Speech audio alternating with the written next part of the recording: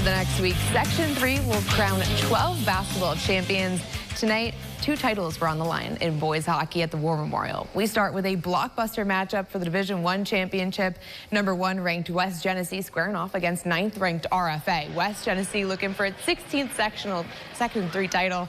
Scoreless 5 minutes into the first period. Jonah Rohlwald gets the puck ahead of the pack. He lights the lamp to go up 1-0, and it would stay that way for a while.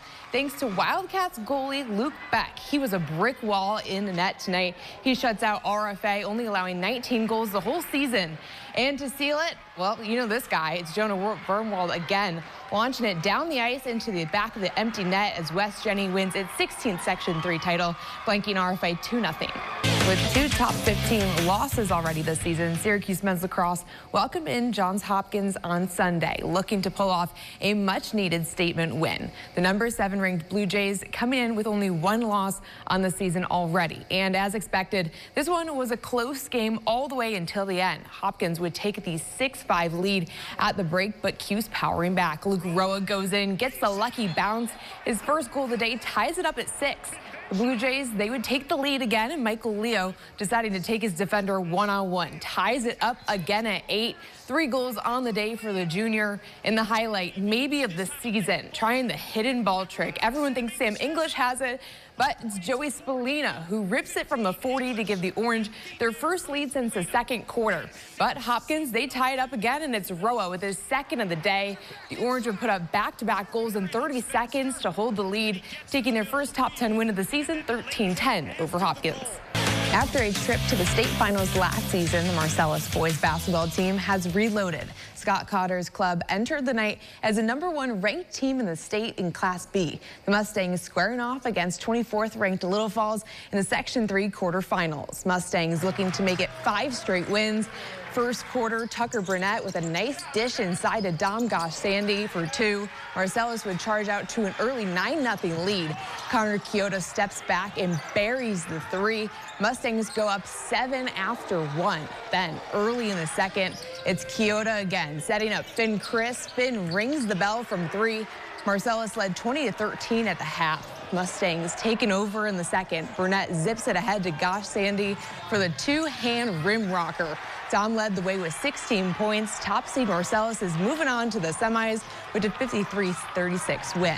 After this season, Skinny Atlas head coach Mitch Major is retiring. A legend in the Lakers community went out with a big bang today as Skinny Atlas made history, becoming the only team to win 3 straight titles in the current championship format. A picture-perfect ending to an impressive career for Coach Major. The Lakers taking on Ogdensburg on Sunday in Buffalo, ready to go back-to-back-to-back.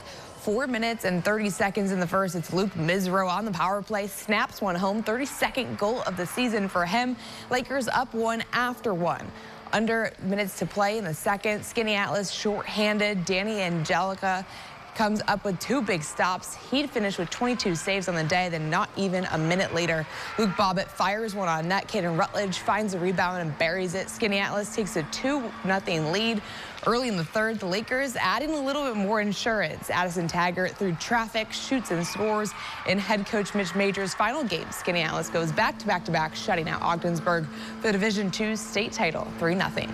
I think I turned to my trainer and said, and just kind of looked at her in disbelief that we just won 3 state championships in a row. But I think more importantly is the fact that these guys set a goal, they reached that goal, and they played their best game today. I couldn't be more proud of a coach, that they played their best game in the biggest pressure situation.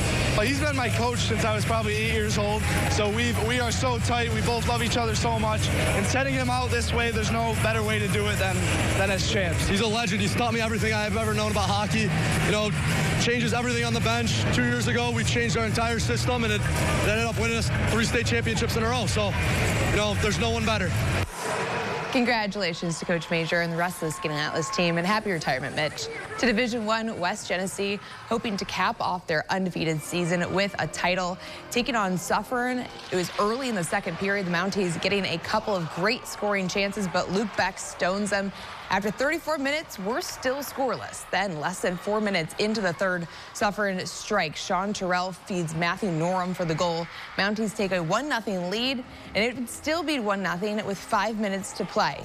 Sean Terrell does it himself this time with a beautiful move to beat Beck. Suffern pushes its lead to 2. West Jenny, though, those Wildcats not going down without a fight. 2:10 left. Jacob Pensabee's shot from the point sneaks through Wildcats to within 1, but Suffern would put the nail in the coffin. Under 45 seconds to go, Philip McCarthy buries the empty netter, and West Genesee's run and unbeaten season comes up just short, falling to Suffern 3-1 in the state finals. Yeah, I'm so proud of this group. I mean, if you think about the path we had to take to get here, I mean, to finish with the 1 seed in Section 3 with the teams that we had to obviously play back home, and we did it. They took on all the heavyweights, and they played themselves into Sunday, the last day of the season, and we were in it at the end with a chance to win. So what can you say? They answered the bell every day, and credit Suffern for being deserving champions. The Wildcats finished with a 21-1-3 record this season. High school level Section 3 finals wrapped up today with the girls. Liverpool and CNS squaring off in the Class AAA final. The Warriors and North Stars, well, they split the series during the regular season, but this time there's a championship on the line. The North Stars off to a fast start in the first quarter, already up 10-2. Leah Benedict drains the quarter 3. Game high 20 points for her. Liverpool would storm back, taking the lead and adding to it. Off the turnover, Gia Kinsey tosses it up and rattles in. Her and Gianna Washington combined for 29 points. North Stars down 2 in the fourth when Kyla Bedar gets the jumper to tie it at 38. With 5 minutes to go, we're tied at 39, and it's Angelina Kohler. She turns and puts a shot up to put the Warriors ahead, and they would keep that lead, taking their 3rd straight Class A AAA title, beating CNS 51-45. To Class B, Bishop Grimes squaring off against General Brown for the Section 3 title. Grimes up big in the third. Lions looking to claw back. Brooke Wiley splashes the 3 from the top of the key. That cuts the lead to 9, but the Cobras putting their heart into it. Cicely Schaefer gets the look and drains it. 16 points for her on the day. Riley Abernathy led them with 18, and the freshman Aliyah Zachary not backing down. Goes to the hoop for 2 for 10 points. Bishop Grimes' storybook season continues, topping General Brown for the Class B title, 52-46. And finishing up, Nottingham taking on West Genesee for the chance at a Class AA title. Bulldogs went up early in the first. Then it's Isabella Quiones powering up for the 3. She led the Wildcats with 14 points. West Jenny, though, they would take the lead. Nottingham up in the transition defense. It's Keely Cooper hitting Kimora Woods under the hoop. She lays it in for 2 of her 10 points. West Jenny trying to extend their lead. Jordan Towns beats the shot clock with 1 of her 2 threes on the day. But Nottingham would pull ahead, led by Justice Moore with a huge 18 points, 21 rebounds, grabbing the 48-42 win over West Jenny, getting their first title in 20 years. In sports tonight, the Orange looks for a road win against the Cavaliers.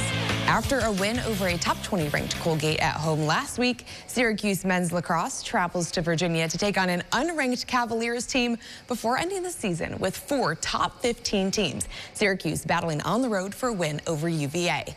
Gary Gate and his 8th ranked Syracuse taking on Virginia with Lars Tiffany at the helm. Virginia up 2-0, and it's Johnny Mullen off the faceoff. He passed it off to Owen Hiltz, who rips it into the back of the net. Syracuse offense getting a spark.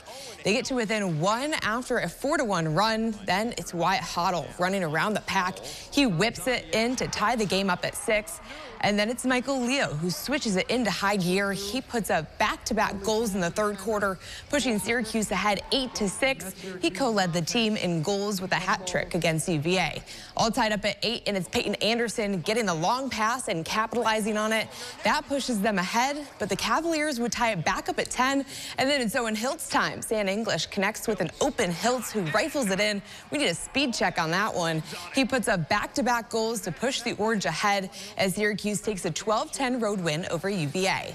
And in Ithaca, the #1 team in all of men's lacrosse, hosting Penn. Cornell looking to get its 7th win. Already up 1, it's Ryan Waldman adding to it. One of his 3 goals on the day makes it 2-0. And the offense, they'd soar from there. Michael Long putting up back-to-back goals at the end of the first quarter, pushing the Big Red ahead 7-1. Long led the team with 4 goals and 2 assists on the day. But it wouldn't be a Cornell lacrosse game without C.J. Kursk getting into the mix. He scored back-to-back goals in the second quarter, finishing with 5 points on the day as Cornell powers past Penn 15-5. And back in the JMA Wireless Dome, the Syracuse women's lacrosse team had their last home game of the season and celebrated their seniors on Senior Day. The Orange taking on Virginia for a ranked matchup. The Cavaliers coming into today ranked 11th, while Syracuse sitting at 8, looking for the win in front of the home crowd. Orange with the player up. Emma Ward getting the feed and slings it into the back of the net to put Syracuse on the board first. And a minute to go in the first quarter. It's Melina Cotter gets the quick pass to tie the game up at 5. She finished the day leading the Orange with 3 goals. Then in the second, off a free position, Cotter gets the rebound and the goal. Makes it 8-6. Syracuse rolling before the half. They would start moving the ball around. It'd be Cotter to Ward behind the net, who hit CBA grad Gracie Britton in front of the net. Britton had a pair of goals against the Cavaliers. And then after the break, Emma Ward making history. She feeds Molly Guzik for the goal. That assist gave Ward her 300th point, only the 7th Syracuse player to ever hit the milestone. And to cap it off, the Orange get another close win, beating Virginia 13-12. It was a lot of fun to coach in this game today. I give our players a lot of credit for making plays when they need to make plays, and it seems like we love playing 1-goal games this year, which is really good for us. We are battle tested, and I also am just so happy and so impressed by Emma Ward. She's just had an amazing career here.